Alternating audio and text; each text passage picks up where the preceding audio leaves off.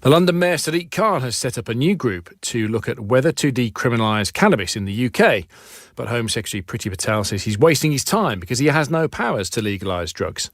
This comes after Khan described his visit to a cannabis dispensary in the US state of California as fascinating before exhaling loudly.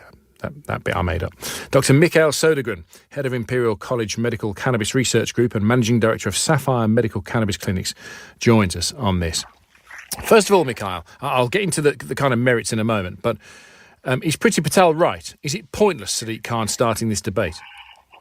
Good evening, Phil. I don't think it's pointless. I mean, you said in the intro, I'm a medical doctor and I study the medical benefits of cannabis compounds for a number of different human ailments.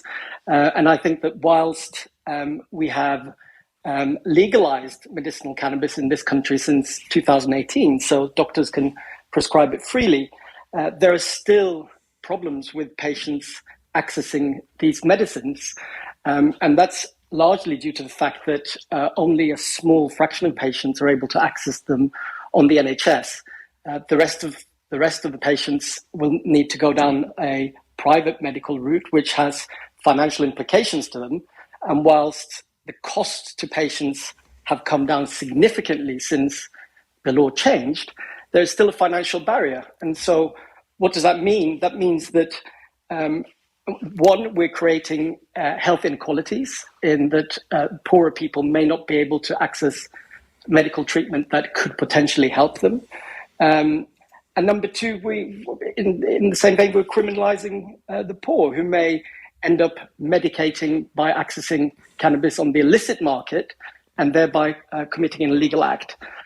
So that's the situation we're in. I think that what Sadiq Khan is doing is important in raising awareness around this subject.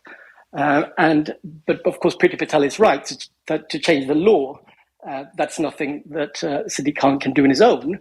But of course, Lord Faulkner is going to produce a report which will be useful not for just the mayor, but for politicians on all sides to review and decide what the next steps forward should be, and which is, as I said, particularly important for medical patients.